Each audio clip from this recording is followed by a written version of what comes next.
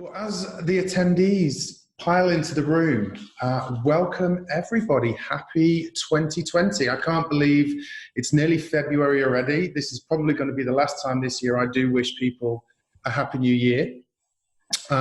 Just would like to make sure that everybody can hear me. So if you can just say hello in the chat and just make sure that you can hear or see me okay, that would be great, just to ensure that we're not talking to the wall. Hi, Susie, welcome. I hope you're all feeling refreshed and re-energized by a break and really ready to get into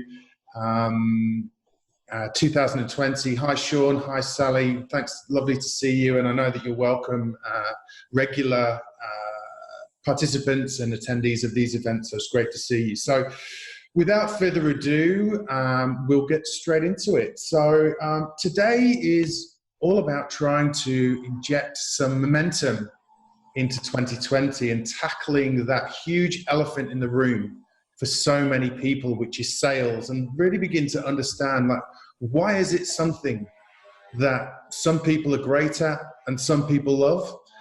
Why is it something that people dread and would rather pull their own teeth out with a pair of pliers than think about getting on a sales call? So many different ways to look at it, so many different ways to think about it. And what we're going to try and do today is to sort of demystify and sort of de-intimidate the sales process so that you guys can perhaps take some things away that are going to help you to be better at what you do and go out and be more successful at generating new business. So before I introduce our guest, as always, the webinar is going to be recorded. I will follow up in the next few days with a link for anybody who may not be able to stay. Brook, our guest, has kindly agreed to stay behind afterwards to answer any questions that you may have. And so hopefully there's going to be some great sales questions coming through chat, which I'll relay to Brook as we go through, probably at the end. So use the Q&A module or use the chat module to ask your questions of Brook. So our guest today is Brook McCarthy, and Brook is a digital marketing trainer and business coach with 15 years experience in digital communication, sales, HR, marketing, branding. The list is endless. If you look at her LinkedIn profile, you can see a really deep career in helping small business owners, freelancers, sole traders, build more effective business, build sales channels, build brands, and build a presence. So we're very lucky to have Brook here today. In fact, I said to Brook yesterday as we were doing the dry run that it was amazing how many of the Rounded community had said to me, I can't believe you've got Brook here. I've already done some work with Brook. She's great. It's fantastic. So we're lucky to have Brook. So Brook McCarthy, welcome. Thank you. Freelance Legends webinar. Now, so for those of you for the people that don't know you, maybe give us a bit of a background and how did you get into doing what you were doing, and how come, how have you had such a really broad exposure to so many different aspects of building a business? Yeah, it's great to be here. Thank you for having me. I started my business 12 years ago. And probably I kind of cut my teeth on sales in Vietnam. So I used to be a tour leader way back when. I was 22. I was thrown in the deep end. So what was typical is you had a week's training in Melbourne, and then you fly to the country and you had one go on a tour with somebody else who was kind of leading the tour, and then you're on your own. It was not uncommon to go to a country you'd never been to before and to start running a tour. And so it was really easily the steepest learning curve of my life, not only in sales, but also in communication, which I think we're going to be talking about quite a lot. So this, really taught me some essential skills. And one thing that I kind of picked up and refer to or think about often is the fact that, the Vietnamese particularly are quite naturally entrepreneurial. And they don't have any shame about it. And I think in Australia particularly, but in other countries as well, we have a lot of very complex emotions relating to sales, and particularly we feel a little bit of shame or embarrassment about it. And they just I didn't see any evidence of that in Vietnam. So that was really where I cut my teeth. I was in public relations before that. I went back to public relations after I returned to Australia. And from PR, I then went briefly into magazines before starting my business 12 years ago as a digital marketer. Awesome. I've just noticed your earrings. I don't think I've ever said that to a guest. They're the test card from the looks like the test card from the TV. Is that right? You're showing your age there. Yeah. You're showing your age, Oliver. Yep, absolutely. It's not recognised by people of a certain age. Yeah, there you go.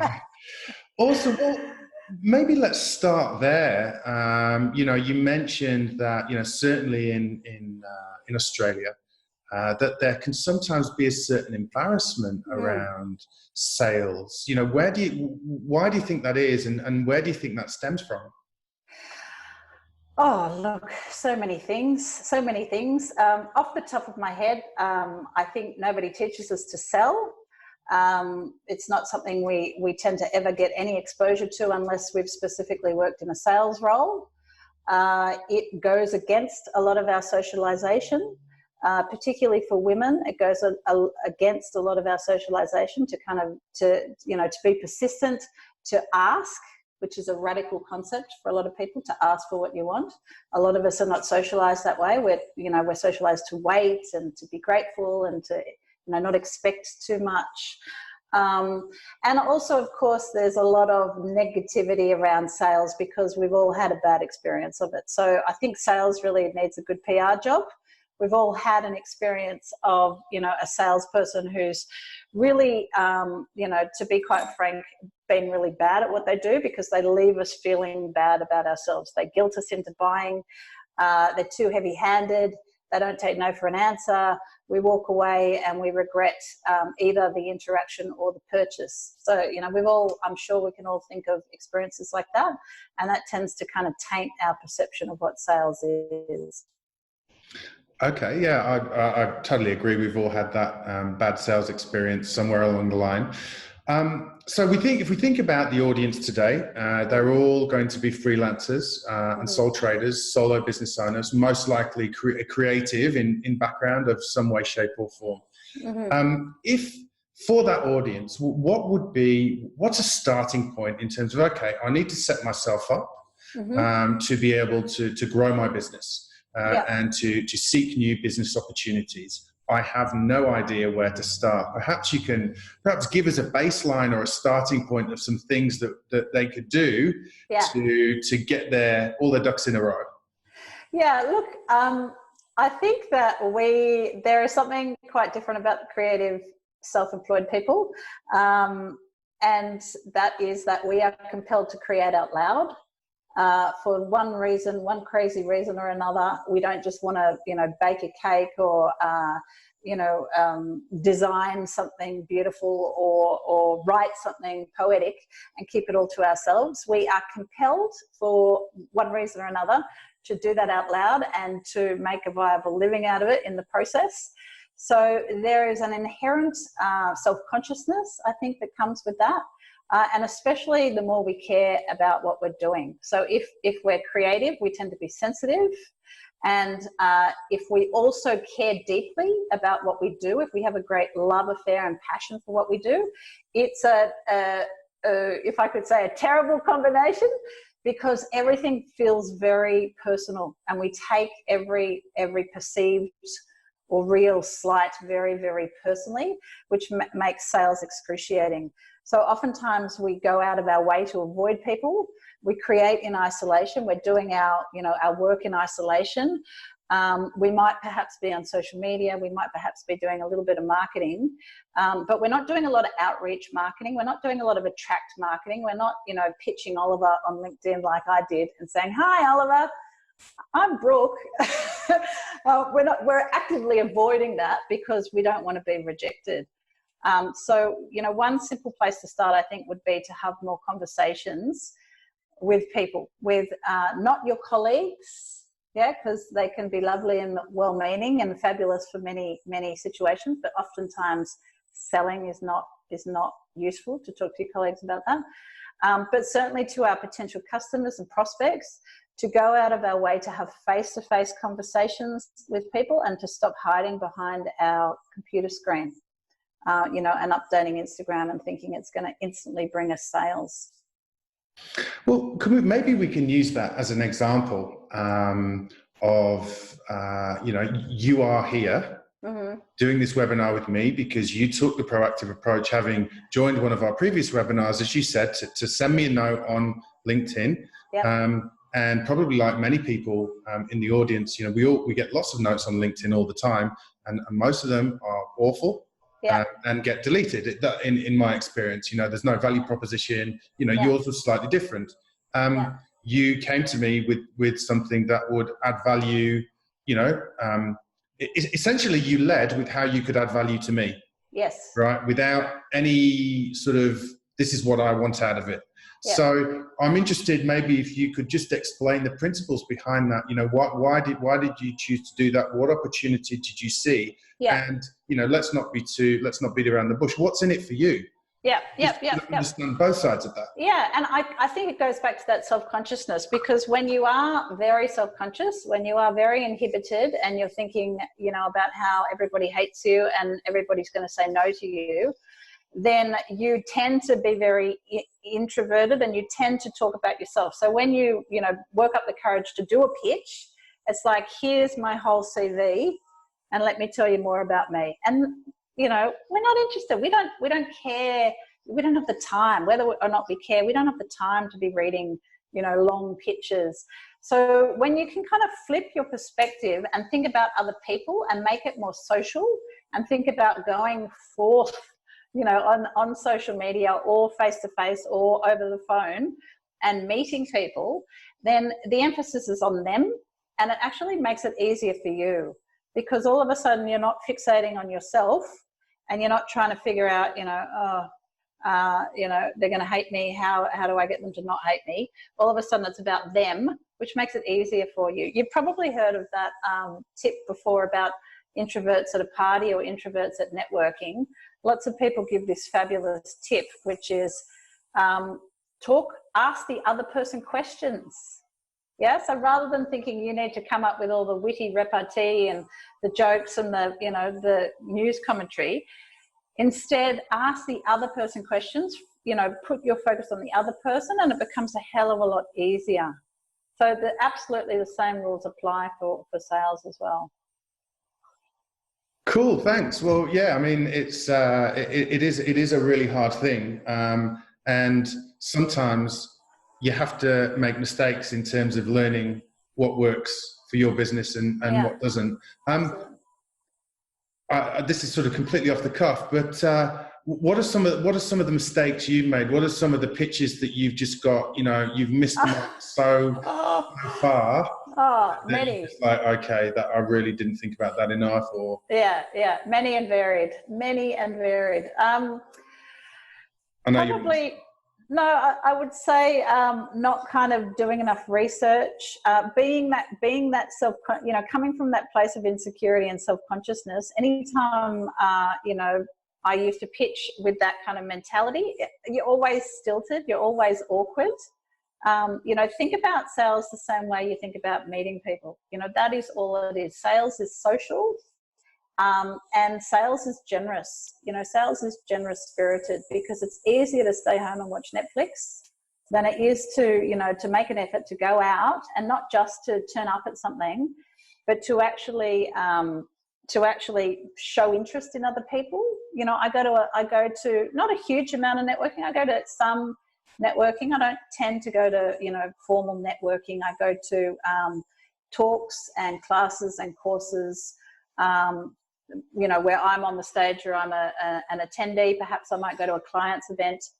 And it's amazing the amount of people that I meet where they show no interest in you. I get that all the time being a business coach. People meet me and it's like, tell me all the things. You know, it's like, we're having a glass of champagne together. Where's your bloody, you know, where's your manners? Where's your etiquette? Show a little, you know, can we have some natural conversation, some ebb and flow, some questions and answers before, you know, we get to the thrust of it. So I think if you are a social person, if you are interested in other people, if you are naturally curious about other people, you will have a natural advantage. And that has nothing to do with introversion and extroversion. A lot of extroverts are very interested in other people, and a lot of introverts are not. Extrovert, introvert is not applicable here. It's about showing interest and curiosity in other people and understanding, in order to better understand what their pain points are, what their problems are, so that you can sell to that, whether it's on the spot or whether, it's later on.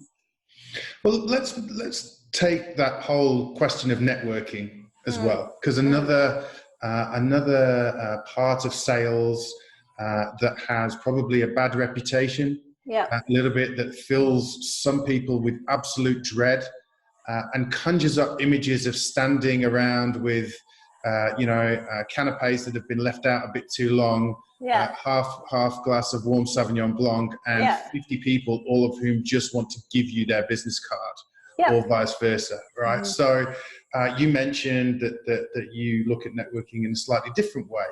So perhaps what are some tips around getting more out of networking events, even if they're not formally networking events, for people to make new contacts and have new conversations? Absolutely. So I tend to go to events of topics that I'm interested in, of course, and topics that I want to grow into, so things that it's like the next step for my business, or the next 2 steps for my business. I'm not there yet.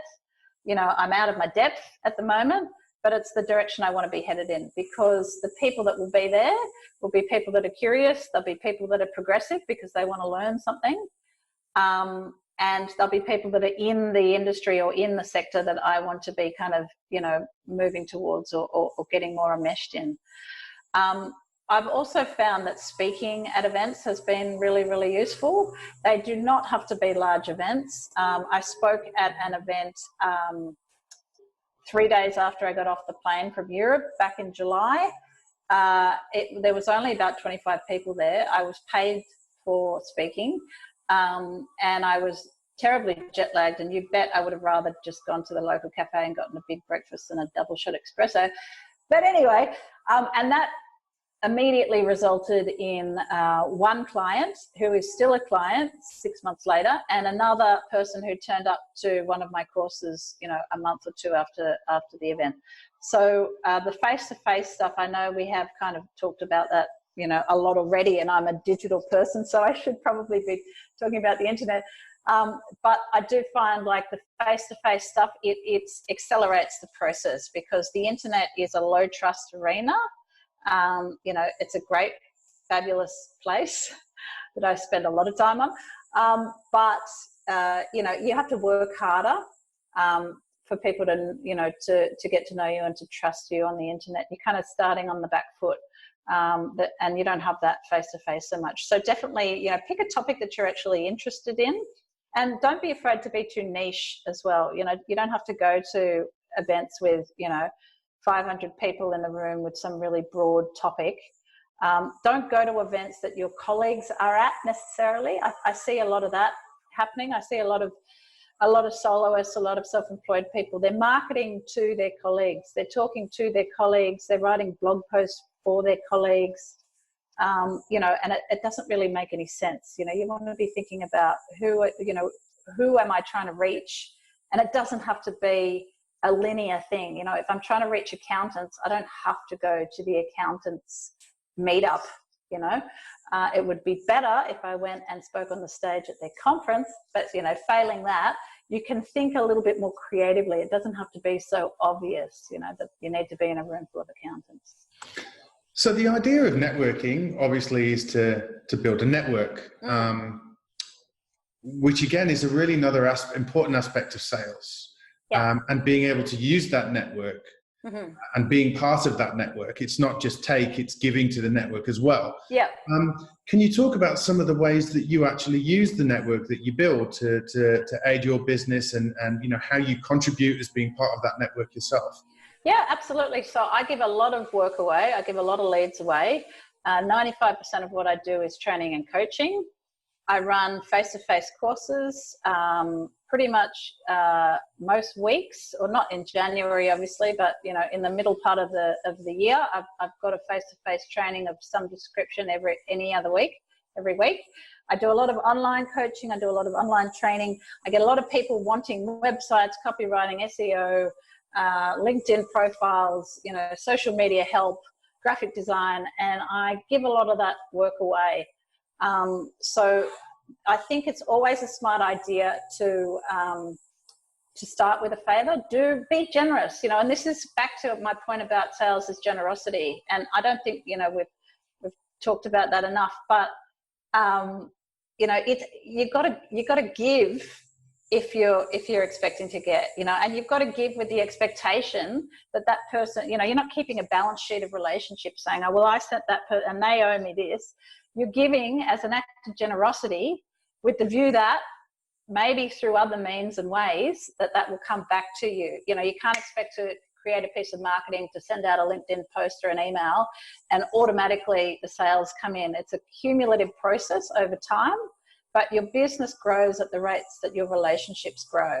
So, there's been relationships that I've cultivated for, years, and I've had clients for years where they've come to this course, they've done a bit of coaching, they've gone away, they've come back, they've gone away, they've come back for over, a period of 10 years or so.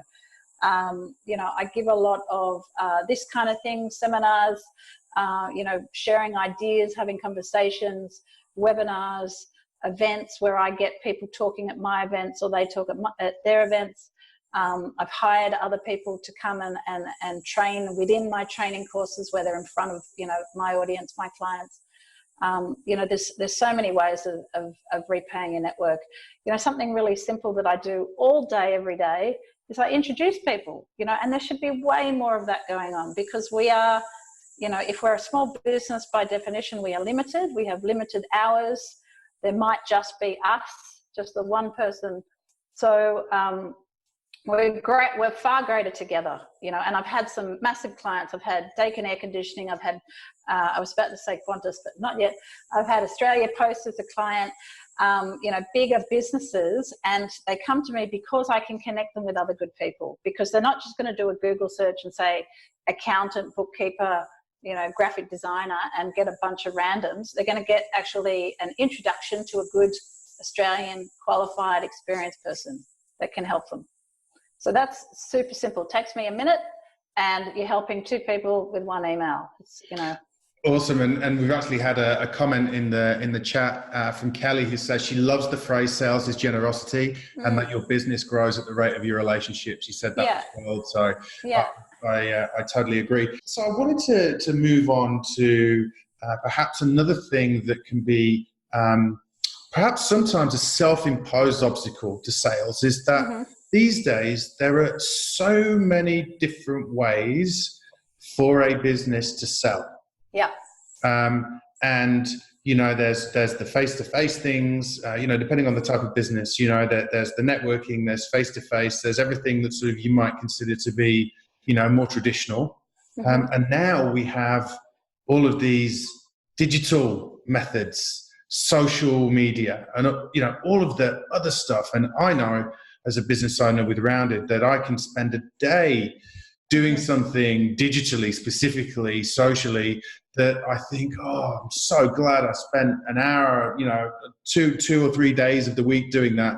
Yeah. Really get sucked into a hole of something that really doesn't give you back an ROI on your time. So how do you determine what's the right channel for your business? What are some of the things that you look at to help make that decision? And how can you be sure that you're spending your sales efforts and time on the right activities? Well, a couple of things. I've always taught marketing from the perspective of public relations. So what that means is I've always come from the approach that you are better off investing in your reputation and building your position as a leader or an expert or an authority in your field, rather than the other end of the spectrum, which is you pay typically ads and you kind of blast and you get a whole bunch of leads and you've got like a volume of leads and then you manage to convert some of them. So the way, to kind of position yourself as a thought leader or an expert or somebody who knows something, you need to be disseminating your opinions and approaches. Unless you are selling products, if I'm selling this lovely water lid, I can just take out a market stall and people can come up and they can pick it up and they go, right, yep, here's the price, okay, I'm going to buy it, easy. If you are selling services, if you are selling your expertise, then you are selling promises. There is a hell of a lot more trust involved. You're selling the promise that you're going to deliver, and you're selling expertise that they cannot necessarily see. It's not tangible. So therefore, you must treat your business as a media company, and as a media company, to be producing regularly high quality information that's useful, valuable, and relevant, and that's been specifically designed to magnetize the specific ideal client that is most suited to you and your business. So if you're doing marketing from this angle, then it looks like typically a website. Absolutely, definitely. You can't not have a website. My local dog walker has a website, for goodness sake. You've got to have a website. Ideally, you would have a blog. I know there's a lot of non-writers. I teach blogging for business. I think most people overcomplicate it, and most people are doing it wrong. Most people are writing stuff that's boring, uninteresting, and not designed to appeal to their ideal clients or to kind of differentiate them at all. So I would suggest a blog. If you really hate writing, video is awesome. Audio, podcasts, fabulous. I love podcasts. Podcasts are on the up and up. But you've got to have something. You've got to have written, verbal, or video. And then you need a dissemination. So as a minimum, what I suggest to clients is they have a blog, whether video, written, or audio, and they have an email. One blog a month, one email that distributes that. Ideally, then you would layer social media on top of that. And again, that kind of acts as a distribution point. And also like a lot of little micro conversations, micro blogs. And then that would be your kind of minimum starting point. And then I think if you kind of layer on the complexity from there, the mistake I see most people making is that they are focusing way too much on nurture marketing and not enough on attract marketing. And this kind of comes back to our theme of sales, because nurture marketing is about relationship building. It's absolutely crucial and essential and necessary. But if you've got, 87 likes on Facebook and 200 Instagram followers, you don't waste your time updating it on the daily and overthinking it and overanalyzing it. You need to be focusing on attraction marketing, which are things like getting in front of other people, some kind of face-to-face thing, outreach one-to-one, such as I did with Oliver when I messaged him in LinkedIn. The other thing that I did quite successfully is because I was doing digital marketing on behalf of clients initially, I would write articles regularly for a number of people. And what I would do then is say, okay, I'm going to interview people on this topic. I'd go and find 2 or 3 experts on that topic. I'd introduce myself. I'm doing them a favor up front. I've got a natural introduction. They are seeing my expertise because it's published on the internet. And that's a natural kind of conduit for a deeper relationship and an eventual sale. So in that way, I was able to take one client and turn it into 3, turn it into 5, and etc.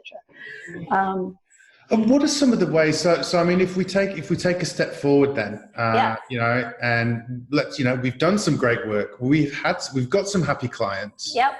Obviously there's the work that you do to initially find clients and new business, which can sometimes be much more intimidating. But then, we find that there's, okay, well, I've done this amazing piece of work for this client. How can I leverage that? How can I turn that into a referral? So this is kind of combining the marketing, the PR, the networking, everything. And when do I do it? And maybe this is the bit I feel a little bit uncomfortable about asking for something in return. How can I? Yeah, and it goes back to that self-consciousness. It goes back to that sense of shame, that deeper sense of shame, that sense of that sales somehow somebody's losing. And I think this is what we need to get away from. We need to flip our perspective when we are selling and we're self-conscious and we're dreading the whole process, we tend to think we're taking from people and that they are losing. And it's not that at all. Business is simply the exchange of value for cash. And, if you've ever had the person ask you, well, why should I pay you to do this when I could do it myself? It's like, you're right. Piss off then, go and do it yourself. Yes, you could do it yourself. Of course, perhaps you could do it yourself. It might take you twice as long and it won't be as good, but go for your life. I think copywriters get that a little bit because, in effect, most people can write. We can all read and write, hopefully. But we're paying for convenience. We're paying to get our time back. I pay people all the time to get my time back. And I'm not losing in the transaction. There's an exchange going on, of value for cash.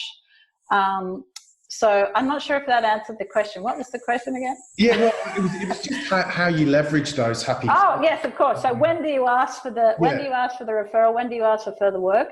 I think a lot of people wait too long. I've definitely made this mistake of waiting too long. I left a lot of money on the table, in the early years, where I was always waiting for the client to say, Brooke, that's brilliant. You're a genius. I love you so much, and then I would say, can I have a testimonial, or can you introduce me, or can I work with you, and do this? And of course that time never comes, because one of the hard parts about self-employment, which we don't talk about enough, is that it's very rare to get thanks. It's very rare to have a client that says, you're awesome, I love you, thanks so much.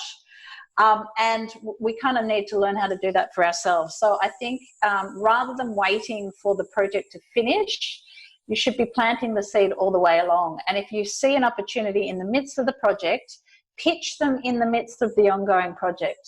Yeah. So don't wait, because the other thing, not only are we losing potential income, but we're losing the client's trust and faith in us, because they've asked us for this, we delivered this, they get this value out of it, but we come in, we see all this potential and we go, gee whiz, your business could be like that, I could deliver that, and then you get way more value, but we don't pitch to them, we don't offer it to them. So of course, it's a missed opportunity, and we don't get the opportunity, we don't get the experience of being able to demonstrate the value that we can bring. And again, it comes back to the ask, and that is also why, I say that sales is an act of generosity, because it's easier, in a way, it's easier not to ask. Yeah. If I'm asking somebody for something, I am putting myself in a vulnerable situation. I am opening myself up to the temptation that they say no, or that they say, gee whiz, you're a talentless piece of, waste of space. Why would I want to give you work? And there's a natural rejection that happens with sales. So you're never, ever, ever going to get 100% yes. You're going to, no matter how awesome you are, you will get rejected. But if you don't ask, then you won't get, and more importantly, they won't get. Your work, your value, your expertise, your contribution to the world will never be seen. It will stay private, because you didn't have the ovaries to ask. Yeah, and I think the everybody in the audience is certainly, there's been some comments on Facebook Live that Sean says he's loving these excellent tips. The one thing, one lesson I remembered about asking for something, which has always stand me in good stead, especially if it's for an introduction or if it's for a recommendation or something like that, is to give the person you're asking an out. Yeah. Don't make them tell you that they're not comfortable doing something. Say, look, would you mind doing this for me? But if not, for any reason, that's totally fine. Don't make them explain themselves. Don't make them feel awkward. And if they say no for whatever reason, they say no, and that's cool. Move on. And you know what? Most people won't say no. It is very, very rare that you'll actually get a no. Most of the time you'll be ghosted, which is particularly 21st century, I don't like ghosting. I find it lacks integrity and honesty. And there's something very clean about a no. I'm happy to have a no. But most of the time when you enter when you're having the conversation with a prospect and they are giving you objections, they're saying, look, it seems a bit expensive, or, why does it take so long? Or do we really need all this stuff? Or, this, that, and the other. they're not necessarily, giving you excuses. They're not actually, I've had countless conversations where the person has said, you seem expensive, or you're not the cheapest quote, and then I've gotten the job. So, dealing with objections is not about, some kind of fight or some kind of, where you're going to dominate them and they're going to cower and, you're going to win. It's not about that. It's actually oftentimes the person's wanting reassurance. Oftentimes that's all it is. They're feeling nervous. They have had probably a bad experience in the past. They have, certain expectations. And most importantly, they want reassurance that you are going to do what you say you're going to do. And unfortunately, I'd be lying if I didn't say that there are a lot of freelancers out there that don't deliver. They promise the world and they don't follow through. And it leaves a bad experience with the client. And, unfortunately, that's everybody else's problem when the prospect is saying, look, they want to give you the money, but they want that reassurance that they can trust you, that you're going to follow through. I think we could probably do an entirely different podcast or webinar on objection handling. Maybe that's something that we could do for the future. The one thing I've always known in my sales career is that when people give you the objection of price, it's never price. No. There's always something, there's always another underlying, fear, as you say. Totally. Totally. And I think it's very rare that it's true. When somebody says, I can't afford you, or you're too expensive, it is very, very, very rarely true. Sometimes it's true, but most of the time it's not. Because if they could actually not afford you, they would be far too embarrassed and far too filled with shame to actually say so. What they're actually saying is, I'm not sure, that I don't believe that, you're going to do what you say you're going to do, or I don't understand the value that you're going to bring here, or that you say that you're going to bring here. So that is the purpose of marketing. The purpose of marketing is to communicate that value, so that when you get to the sales conversation, whether the sales conversation, and I sell through my website, so people register and pay for courses on my website, so they get to the sales page, or they're on the phone with you, or they're face to face with you, the marketing has educated them as to the value that you offer. And then the sales conversation should be pretty short, and it doesn't necessarily need to be a really big deal. Cool, thanks. Well, we're getting on for nearly 1:10. Conscious that we don't want to go over time, but I've got a couple more questions, and I might ask you to sum up. But I'd like to go to the chat feed and ask you some questions that have been put through. So Susie asks, what are your tips for getting in front of the people you want to sell to? Much of the time we don't know them and we need an in. How do you get an in? LinkedIn is fabulous. And I think a lot of people aren't using it, to its fullest capacity. I think the one-to-one messaging is fantastic. I just got an opportunity to teach at Swinburne University on the topic of digital marketing. That came through LinkedIn. The person messaged me and they had been watching my marketing, and I was completely unaware of them and who they were. So that was great. How do you get an in? You work your network. I'm also not adverse to sales calls, which I know might sound like, writing your own eulogy at your funeral.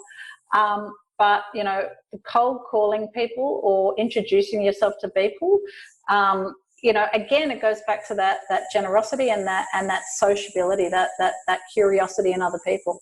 And as long as you've done some research, as long as it's relevant, I think it can be hugely, hugely useful. So, for example, frequenting the events, frequenting the premises of people that you want to reach, and then actually just introducing yourself, something as simple as that can pay dividends. But I would definitely work my network. The number one best thing I did, and my primary tip for all new business owners, if you're brand new, send an email to every single person you know, minus the ex-husbands and ex-girlfriends and ex-bosses that you hate. But send an email to everybody and tell them what you're doing. Say, this is what I'm doing. If you know people who, bang, bang, bang, please refer them to me. You're not saying, give me money, I'm so poor, I need you right now. You're simply saying, can you introduce me to people that fill this particular criteria? And that one email resulted in about, 5 coffees and 3 clients. And then within 3 months, I'd replaced my old salary.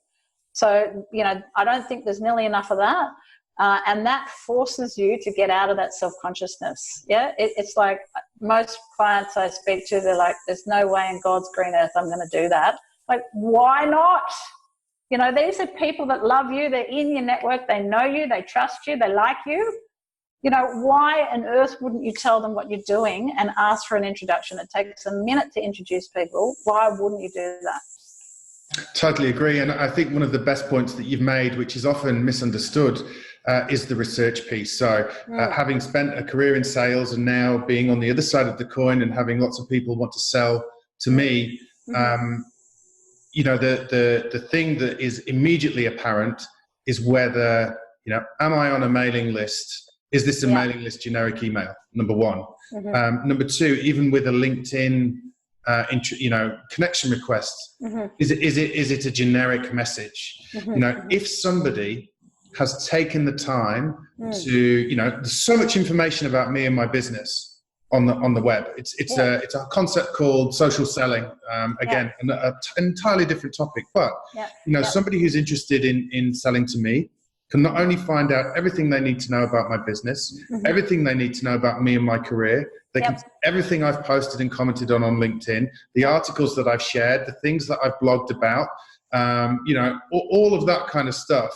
And generally, there's something in there that can form a point of connection. So when we're talking about, even in those cases where, you might not have an in, you might not have somebody in common who can give you a warm introduction, but you can find out who those people are on LinkedIn 99% of the time. Absolutely. And you can find out generally more than you need to know about their business, their career, the things they're interested in. To give you a point of contact and an element of relevancy to that cold outreach. And the other part of that is a feeling of being prepared. The worst sales calls I've ever been on is where I've picked up the phone and got a decision maker on the phone without really thinking about what I want to say. And that's when the phone gets put down and they get really angry and fed up. The best sales call is where you've picked it up, you know what you want to say, you know you can help them, you know that you're prepared, and you nail it in 30 seconds and you get a bigger opportunity. So absolutely, for sure. And it doesn't take that long. I don't have a lot of time. And, it doesn't take a minute to do a bit of research and to hit on a pertinent detail or a relevant detail that you can mention in that cold approach. The other thing I'd add to that, Oliver, is to be a little bit quirky or memorable, because anytime you write something that's generic, I am writing today, people just don't hear it. It goes in one ear and out the other. So say something with a little bit of quirk, it's a little bit memorable. Something that's different or unusual, that's going to make them, actually pay attention to you. Awesome, thanks. So Susie, I know that you followed up with the top 3 things we recommend you do on LinkedIn. Again, probably another topic of conversation, but I hope that that's helped. Kelly has given us a question that I wanted to talk about, the topic of discipline, actually, because sometimes sales comes down to a numbers game. Right. And this is kind of, I think, where Kelly's question is coming from. She says, I find myself spending all my working hours servicing my client and delivering with no time to work on my own brand and business. How do you manage this? Do you schedule it? I'm interested to see how Brooke manages her week. Yes, this is a hot topic. This is what I teach a lot of business owners on, because I think that's very, very common. We're running around like headless chickens going, how the hell would I ever make time to send an email newsletter, let alone attend a networking event or send cold emails to people? The thing that I have just done is I've committed. I've made and I remember the date, January 2010. I was stupidly busy. I had a lot of retainer clients at the time. I was like a content monkey creating digital marketing on behalf of clients. And the idea of adding myself, my business into the mix was like, ugh. But I thought there's value in this. I know there's value in this. I need to do it for myself. I need to do it, for my longevity, for my sustainability. So January 2010, I thought minimum I can commit to is 1 blog post, 1 email a month. And that's what I did. And I think if you approach it like that, it is a commitment to communicating. It is a commitment to relationships. Treat your business development as a client and ignore the other 112 things that you've got on that day, because your to-do list is never going to be done. Your clients are always going to be wanting something out from you. So you've got to be stubborn. You've got to stick your heels in and say, right, Monday mornings, Monday afternoons, Friday mornings, don't do Friday afternoons, and don't do the weekend and the evening either. A lot of business owners are like, oh, I just do my marketing on a Sunday. Like, don't do that. Don't do that, because, you know, you're going to burn out. Have some fun. That's important. So I block off time, and I do the lead generation as a priority. So the sales and the lead generation are always my number one priority. Getting the people in the door, getting the new clients in the door is my number one priority. And servicing the work, actually doing the work is number two, number three priority. And so just as a rough guide, if you're starting off, yeah. And there's going to be no, I guess that there's no one size fits all approach, but I'm probably asking you for a one size fits all approach. What would be, a good amount of time, of a working day to balance to say, okay, I'm going to block this time out in my diary for sales activities. And this is proactive, whether it's emailing or phone calls or whatever. What would be a good amount of time for that? Look, in an ideal scenario, I would say half an hour in the morning every day, first thing about 9 a.m. before your monkey brain starts talking. That is your proactive outreach, following up with people, making phone calls, sending pictures, writing proposals, quotes, and getting the deposits, getting the sales. So half an hour a day would be ideal. Marketing would be in addition to that. But what I generally advise my clients is creating a regular CEO date in the diary. So it's a recurring event. It happens every week, every fortnight, every month. Ideally, it's half a day. But if you can just spare an hour a week just for marketing and business development will completely change everything. But, I think it depends on the nature of your business model and whether or not you rely on a large number of leads or a smaller number of leads. Because the other thing too is, there's a lot of businesses where actually they don't need to be generating a hell of a lot of leads. They just need a steady stream of quality leads and to spend their time servicing them. So if you've got like a retainer kind of business where you've got a lower number with a higher value per customer, then, it's not going to be as big a deal as if you're selling things that are $50 or $100 or $200. You're going to need a much greater volume. You're going to need to do a hell of a lot more marketing, a hell of a lot more lead gen. The other thing I'd add to that is that building a spreadsheet not sales and marketing activity. Right. So if you're going to spend that half an hour and go, right, I'm going to find, I'm going to start inputting phone numbers and email addresses and then I'm going to start going through them. That's a trap that I've fallen into, that you can think that you're doing something really useful, but not. So if you could do, I find sometimes when the creative part of my brain has completely shut down, actually doing research and data entry is quite good of a way to get momentum in the day. So if you can do that, maybe half an hour, 20 minutes the night before, then when you've had your coffee and the clock strikes 9, you've got that list in front of you and you can start with emails. You can start with... That's a great point. That's a great point, because if you've got to do the research, you've got to find the contact details, that slows you down and you tend to lose that kind of, right, I'm doing this. So awesome. Well, Brooke, we're coming to the end of it. I just thought, just before we go, if we've had some really interesting questions from the panel. We've had some good comments from Facebook Live, but we want to help and re-energize the audience today to get out there and attack 2020 and build great businesses. If you could sum up everything that we've just spoken about and sort of, what are the 3 most important things for people to take away from our chat today? What would they be? So sales is social, which means it's less about you, it's more about other people, the curiosity that comes with that. Sales is generous, and partly because you're going to have that rejection. And number 3, which we didn't really touch on, although perhaps we talked around it, is sales takes stamina. So if you're going to, do this regularly, and if you're going to put yourself out there, if you're going to stop hiding behind the screen and get out and talk to people and ask for what you want, then, you are going to get rejected. It is going to be draining at times, and you are going to have to work on your stamina in the same way that, you work on your fitness. The same rules apply to your emotional stamina. It gets easier the more you do. Well, definitely. On that note, I'd like to thank you for taking the time to share your expertise.